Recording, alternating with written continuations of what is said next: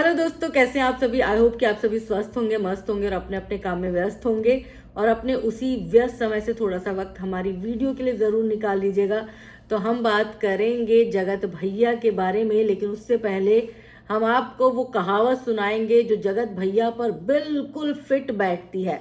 900 चूहे खा के बिलारी चली हज को। तो जी हाँ, भैया जी वही बिलारी हैं जो पहले दूसरों की माँ बहनों को एक कर चुके हैं, लेकिन अब वो ऐसे साधु संत वाली बातें कर रहे हैं, ऐसे ज्ञान की बातें कर रहे हैं कि सुन के लगेगा आपको कि क्या ये वही मनुष्य था जो कुछ दिन पहले दूसरों की महिलाओं के, दूसरों के स्त्रियों के बारे में अपशब्द बोल रहा था। क्या ये वही पुरुष है? आप आश्चर्य में पड़ जाएंगे और पढ़ना लाजमी सी बात है, क्योंकि आज से 2 महीने पहले से जो चीजें चली आ रही थी वो आप सबने देख ली होगी।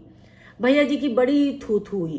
कुछ लोगों ने भैया जी का साथ भी दिया, लेकिन कुछ लोग ऐसे भी थे जो भैया जी को लगातार समझाने की कोशिश कर रहे थे कि भैया जी, महिलाओं के बारे में अपशब्द बोलना पाप है। भैया जी, महिलाओं के बारे में डिफेमिंग करना पाप है। भैया जी, महिलाओं के बारे में गलत बोलना अपराध की श्रेणी में आता है। लेकिन भैया जी उस वक्त अपने अलग ही जोन में थे। शायद उन्हें समझ नहीं आ रहा था कि मुझे ये नहीं करना है या करना है, क्योंकि भैया जी को तो उस वक्त कुछ समझ में नहीं आ रहा था। भैया जी के लिए सिर्फ ये टारगेट था कि बस मुझे जल्द से जल्द ज्यादा से ज्यादा महिलाओं की बेइज्जती करना है, उनके बारे में अपशब्द बोलना है, फिर चाहे वो अपशब्द उन स्त्रियों के परिवार में कलेश ही क्यों ना डाल दे। लेकिन भैया जी अपने काम पर तत्परता से लगे रहे। पूरे 2 महीने भैया जी ने पूरी मेहनत के साथ वो काम किया। सबने देखा, पूरी दुनिया ने देखा। खैर, भैया जी को दुनिया में तो लोग जानते नहीं होंगे, लेकिन जितने लोग जानते हैं, क्योंकि अच्छी खासी फैन फॉलोइंग है भैया जी की, तो भैया जी को जितने भी लोग जानते हैं उन सब ने देखा कि भैया जी ने क्या क्या रायता फैलाया और किस किस तरह से रायते को समेटने की कोशिश की। लेकिन अब भैया जी ज्ञान की बातें कर रहे हैं। अब भैया जी ये बोले कि देखो, किसी की माँ के बारे में बोलना गलत है, किसी की माँ को बदनाम करना गलत है, किसी की माँ के नाम के आगे गाली लगाना भी गलत है। जबकि भैया जी खुद 2 महीने में ये सारी चीजें कर चुके हैं।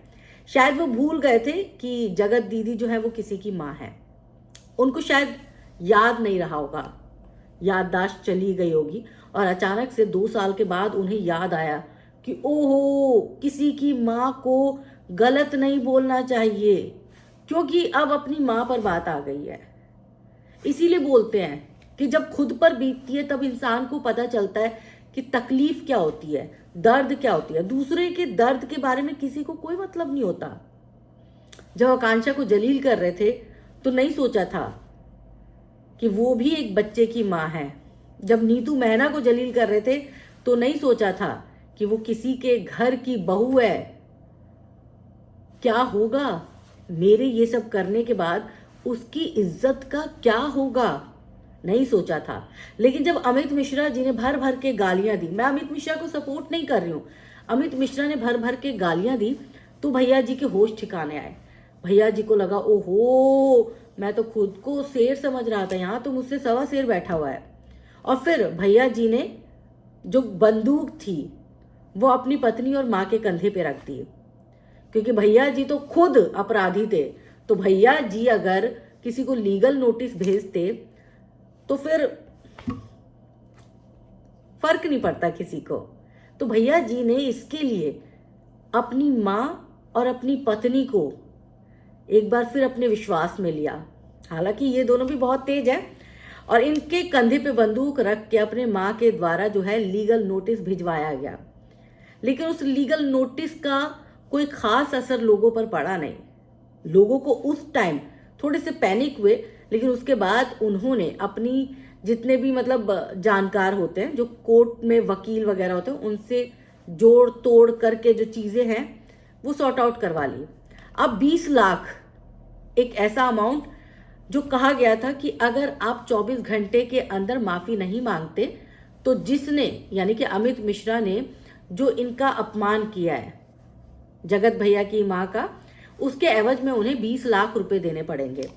तो अब उसी 20 लाख को लेकर जो है भैया जी जवाब दे रहे हैं, बोले चाहे करोड़ों मुझे लगाने पड़े, लेकिन मेरी माँ की इज्जत, मेरी बहन की इज्जत, मेरी पत्नी की इज्जत पर अगर बात आएगी तो मैं ईट ईट बेच दूंगा, अपना घर बेच दूंगा, अपना जायदाद बेच दूंगा, लेकिन अपनी माँ बहन पत्नी पर मैं आंच नहीं आने दूंगा। चलो ये तो बहुत अच्छी बात है, मर्दानगी जागी, इंसानियत जागी, और ये कह लीजिए कि एक पुरुष का कर्तव्य उनको याद आया कि मैं अपने घर का एक बेटा हूं तो मेरे ये कर्तव्य होता हूं, एक पत्नी का पति हूं तो मेरे ये कर्तव्य हैं। उनको ये सारे कर्तव्य याद आ गए, लेकिन 2 महीने से भूले बिसरे अपने कर्तव्य को बैठे हुए थे। पत्नी कहीं और थी, माँ कहीं और थी, बहन कहीं और थी, और बार बार बार बार उनको अपमानित किया जा रहा था भैया जी के जरिए। क्योंकि आप जब दिखाते हैं ना कि किसी और स्त्री के प्रेम में है आप, तो पत्नी तो वैसे ही आहत हो जाती है। माँ बार बार पति पत्नी को मिलाने की कोशिश कर रही थी, लेकिन वहां पर माँ को भी गालियां दी जा रही थी। बहन ने तो रिश्ते तोड़ लिए थे भाई से, लेकिन चलो वक्त वक्त की बात है, अब फाइनली सब एक साथ हो गए, अच्छी बात है।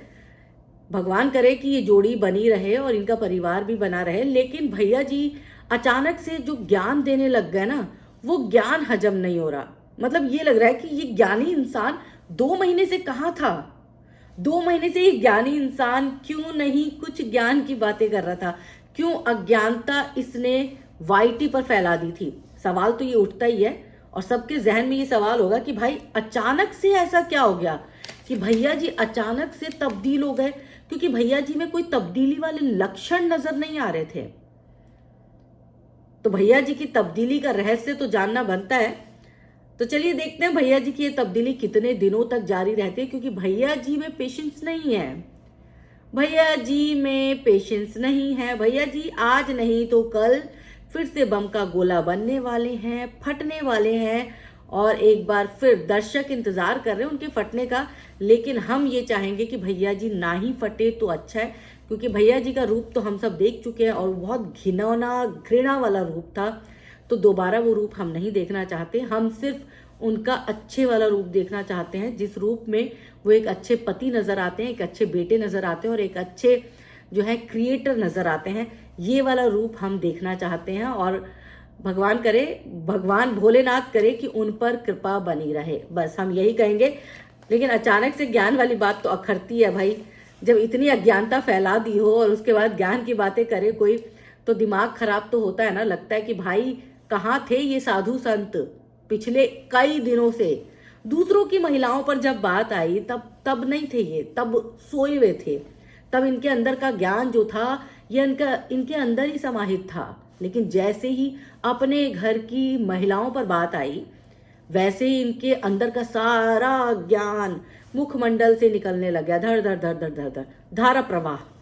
तो खैर अच्छा भी है, और ये भी देखेंगे कि कब तक ये ज्ञान रहता है।